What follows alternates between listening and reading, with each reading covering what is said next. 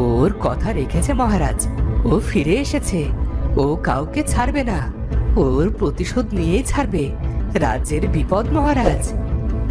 কে ফিরে এসেছে? কেনই বা ফিরে এসেছে?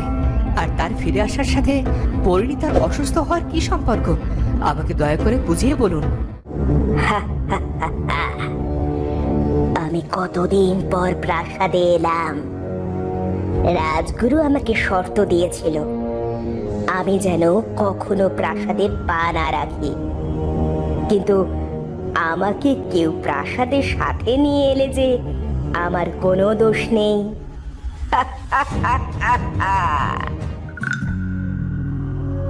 বিষ কন্যাদের যন্ত্রণা সাধারণ মানুষেরা কোনো দিন বুঝবে না। আমি ছিলাম বাবার অতি আদরের। একদিন আমাকে চুরি করে কেউ বিক্রি করলো গোলাপ বাইয়ের কাছে।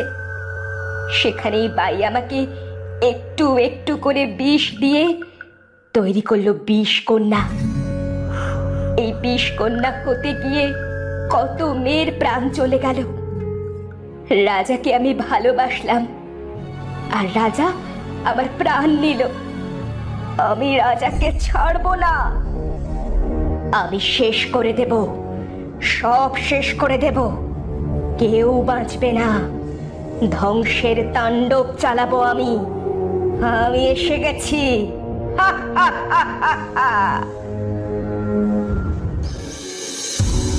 রাজকুমার তখনও উপায় খুঁজে বেড়াচ্ছে। সে বুঝতে পারছে না তার কি করা উচিত। ক্লান্ত যুবরাজ উদাস হয়ে বসে রইল একটা বড় গাছের নিচে। তখন সেখানে এলো এক সন্ন্যাসী। বিষ কন্যাকে মারা এত সহজ নয়। ও ফিরে এসেছে ওর কথা রাখতে।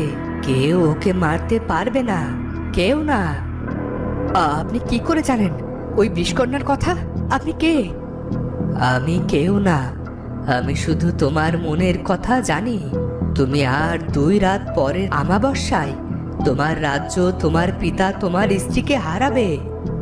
কোনো উপায় কি নেই? আমার রাজ্যের যে বড্ড বিপদ। এখন আমি কি করব? আপনি দয়া করে আমাকে সাহায্য করুন, নইলে যে বড্ড ক্ষতি হয়ে যাবে। বিষ কন্যাকে হারাতে হবে বুদ্ধি দিয়ে। এর বেশি কিছু আমি তোমাকে বলতে পারবো না। তোমার সমস্যার সমাধান তোমাকেই খুঁজে বের করতে হবে। রাজপুত্র কি করবে কিছুই ভেবে পেল না। ওদিকে সময় চলে যাচ্ছে। প্রাসাদে পরিণীতা তাণ্ডব চালাচ্ছে। মহারাজ, আমাদের রাজবধূ সত্যি রাক্ষসী হয়ে গেছে। সে হাতিশালের হাতি, ঘোড়াশালের ঘোড়া, দাস দাসী সবাইকে মেরে ফেলছে। আমাকে ছাদ থেকে ফেলে দিয়েছিল, কিন্তু নিচে নরম মাটি থাকায় আমি প্রাণে বেঁচে আছি। এভাবে চলতে থাকলে তো রাজ্য থেকে সবাই পালিয়ে যাবে। তুমি নিরাপদ কোনো স্থানে চলে যাও, আর প্রাসাদের সব কথা কাউকেই বলো না। আমি দেখছি কেমন করে সব আটকানো যায়। আর হ্যাঁ, ও আমাদের রাজবধূ নয়। ওর শরীরে এক ডাইনি প্রবেশ করেছে। তুমি যাও। মহারাজ, আপনাকে বিপদে ফেলে আমি কিছুতেই পালিয়ে যাব না। আপনার জন্য আমার প্রাণ হাজির। এতদিন তো আপনার থেকে সব কিছু নিয়ে গেছি, এবার আপনাকে না হয় প্রাণ দিয়ে রক্ষা করব। তা হয় না, তুমি চলে যাও। আমার প্রাণের চেয়ে আপনার প্রাণের দাম ঢের বেশি মহারাজ। আমি কিছুতেই প্রাসাদ ছেড়ে যাব না। আমি আসছি মহারাজ। প্রধান ফটকে দাঁড়িয়ে থাকবো। আপনার কিছু দরকার পড়লে আপনি নিশ্চয়ই আমাকে জানাবেন। এরপর মহারাজ গেল রাজবৈদ্যের কাছে, কারণ 3 রাত হতে এখনো অনেক সময় বাকি। আমি জানি মহারাজ আপনি এখানে কেন এসেছেন। আমাকে ক্ষমা করবেন মহারাজ। আমার সামান্য বিদ্যা বিষকন্যার শক্তির কাছে কিছুই নয়। তবে কি সব আশার প্রদীপ নিভে গেল রাজবৈদ্য? যতক্ষণ শ্বাস ততক্ষণ আস মহারাজ। প্রাণ দিয়ে হলেও সব আটকানোর চেষ্টা করব। জানি না যুবরাজ এখন কোথায় আছেন, কেমন আছেন। ওদিকে রাজপুত্র খুঁজে পেল এক বৃদ্ধকে। বৃদ্ধ খুব অসুস্থ অবস্থায় পড়েছিল। কে আপনি? কোথায় কষ্ট হচ্ছে আপনার? বলুন আমাকে। আমি দক্ষিণ রাজপ্রাসাদে যাচ্ছি। হঠাৎ কোথা থেকে ঝড় শুরু হলো, আমি দিশা হারিয়ে ফেললাম। আমাকে ওখানে পৌঁছে দেবে বাবা? ওদের বড্ড বিপদ। কিন্তু এসব কথা আপনি কি করে জানলেন? আমি অনেক দূরের পথ পাড়ি দিয়ে এসেছি, আমার হাতে একদম সময় নেই বাবা। আমাকে দয়া করে সেখানে নিয়ে চলো, আমি পরে তোমাকে সব বুঝিয়ে বলছি। আপনার শরীরের অবস্থা তো ভালো নয়, আগে আপনি একটু সুস্থ হয়ে নিন, আমি নিশ্চয় আপনাকে নিয়ে যাব। আমার হাতে একদম সময় নেই বাবা, তুমি চলো। বেশ, আসুন আমার সাথে। সামনে ওই জঙ্গল পার হলেই দক্ষিণ রাজবাড়ি। ওদিকে পরিণীতা রাজপুতদের উপর হামলা করেছে। আমি জানি তুমি পরিণীতা নও, মহারানীর মতো পরিণতি তুমি পরিণীতাকেও দিতে চাও। তোমার ধ্বংসলীলা বন্ধ করো বিষকন্যা। আমাকে তোর কারণে মরতে হয়েছিল, আমি তোকে ছাড়বো না। তুই কি ভেবেছিলি রত্নহার দিয়ে আমাকে আটকাবি? আজ তোকে মরতে হবে। তুমি ভুল করছো, কোনো বিষকন্যা রাজার সান্নিধ্যে থাকতে পারে না। তোমাকে তো ফিরে যেতে বলা হয়েছিল, কিন্তু তুমি নিজে মৃত্যু বেছে নিয়েছিলে। তুই তোর পরিণতির জন্য তৈরি হ, আর আমি আমার অপূর্ণ বাসনা আজ পূরণ করেই ছাড়ব। আমাকে আটকানোর কেউ নেই। অনেক তপস্যা করেছি এই দিনটার জন্য।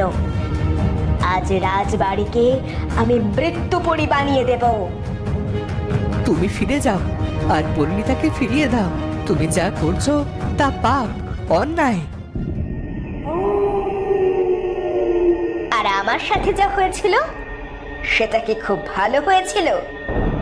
তুমি কি ভেবেছো আমি সব ভুলে যাব? আমাকে তৈরি করা হয়েছিল রাজ্যের মঙ্গলের জন্য, আর আমি বিশ্বাসঘাতক নই। ওদিকে মহারাজকে পরিণীতা একটা কক্ষে বন্দি করে রেখেছে। কে আছো? আমাকে মুক্ত করো, উদ্ধার করো আমাকে। এই বন্ধ ঘরে আমার দম আটকে আসছে। কে আছো? কেউ কি শুনতে পাচ্ছো? প্রাসাদটা একদম নীরব, কোথাও কেউ নেই। অথচ কয়েকদিন আগে প্রাসাদের প্রাণ ছিল। যদি কিছু করতে পারতাম। মহারাজ সেই যে গেলেন, আর এদিকে আসেননি। রাজবধূরূপী ডাইনি সব শেষ করে দেয়নি তো? ওদিকে রাজপুত্র বৃদ্ধকে নিয়ে রওনা দেন। আর কত দূর বাবা? ওই তো, ওখানে গেলে তো আপনারও বিপদ হতে পারে। নিজের প্রাণ গেলেও রাজার পরিবারকে বাঁচাতে হবে। কি এমন আছে আপনার কাছে যা দিয়ে আপনি বিষকন্যাকে তাড়াতে পারেন? বিষকন্যা? তুমি এসব কি করে জানো? আমি দক্ষিণ যুবরাজ, রাজ্য বাঁচানোর উপায় খুঁজতে পথে পথে ঘুরছি। সন্ন্যাসী বলল আমাদের সমস্যা আর তার সমাধান আমাকেই খুঁজে বের করতে হবে। তোমার কখনো তোমার মাকে দেখতে ইচ্ছে করে না যুবরাজ? আমার মা তো সেই ছোটবেলায় মারা গেছে, তাকে কিভাবে দেখব? মাকে তো আমার মনেও নেই।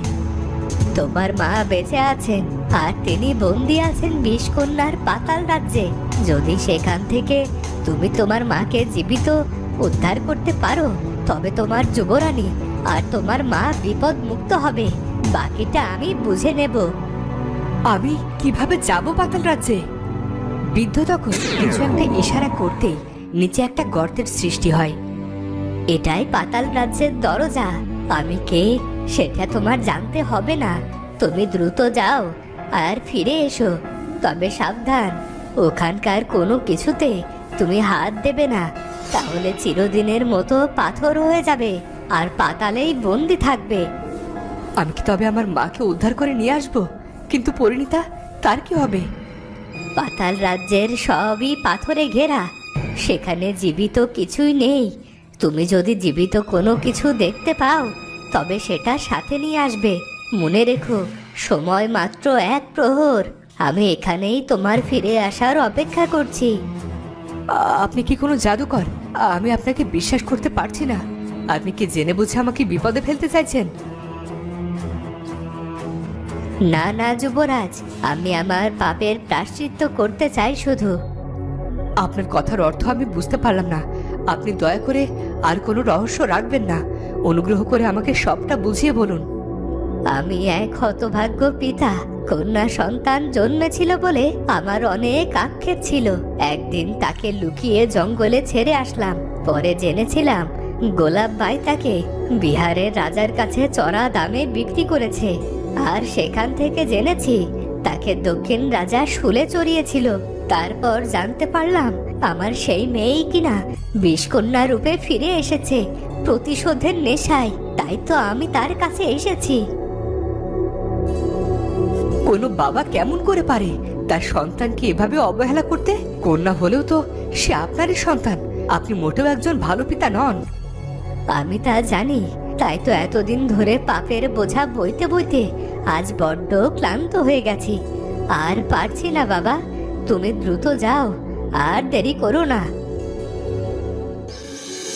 তখন প্রাণের ঝুঁকি নিয়ে রাজপুত্র প্রবেশ করলো পাতাল রাজ্যে। চারদিকে পাথর আর পাথর। অদূরে কেউ যেন কথা বলছে। আমাকে কেউ এখান থেকে নিয়ে যাও। আমার ছোট্ট কুমার ঘরে একা। মা ছাড়া কুমার কার কাছে থাকবে? দয়া করো, আমাকে দয়া করো। মা, তুমি আর কেঁদো না। আমি এসে গেছি, তুমি চলো আমার সাথে। এ তুমি বাছা, এখানে কেমন করে এলে? আমাকে কেন মা বলছো? আমার কুমার তো অনেক ছোট। আমি তোমার কুমার মা, তুমি আমার সাথে চলো। তুমি মিথ্যে বলছো, তুমি মোটেও আমার কুমার নও। তুমি দক্ষিণ রাজবাড়িতে যেতে চাও? চলো আমার সাথে, হাতে একদম সময় নেই, এসো। তোমার সাথে আমি কেন যাব? তুমি কি আমাকে বন্দি করতে চাও? আমি এখান থেকে চলে গেলে ও আমার কুমারকে মেরে ফেলবে। আমি থাকতে তোমার সাথে কেউ কিচ্ছুই করতে পারবে না। না না, আমি তোমার সাথে যাব না। আমাকে যে এখানে রেখে গেছে ও আসবে আমাকে নিতে। ও আমাকে কথা দিয়েছে। তোমার কুমারের বিপদ, মহারাজের বিপদ। চলো মা, আর দেরি করো না। তখন মহারানীকে নিয়ে রাজপুত্র নির্দিষ্ট সময়ে ফিরে এলেও সেখানে জীবিত কোনো জিনিস আছে কিনা সেটার খোঁজ করতে ভুলে গেল। আমি বলেছিলাম মহারানী এখনো ঠিক আছে, কিন্তু জীবিত কোনো কিছুর খোঁজ কি তুমি পাওনি? না, আমি ভুলে গিয়েছিলাম। আমাকে ক্ষমা করুন। আমি কি সেখানে আরেকবার যেতে পারি? না, জীবিত মানুষের একবারই সেখানে যাওয়ার অনুমতি আছে, তবে সেটা রাজ রক্ত হতে হবে। তুমি বড্ড ভুল করেছো। এই ভুলের চরম মাসুল দিতে হবে তোমাকে। তো বন্ধুরা, কোন মাসুল দেওয়ার কথা বলছে এই বৃদ্ধ? পরিণীতার রূপ থেকে কি বিষকন্যা কখনো মুক্ত হবে? সেটা জানবো আমরা পরের পর্বে। আর আজকের ভিডিওটি ভালো লাগলে অবশ্যই চ্যানেলটি সাবস্ক্রাইব করে বেল আইকনটি বাজিয়ে দিও। দেখা হচ্ছে পরের ভিডিওতে। ধন্যবাদ।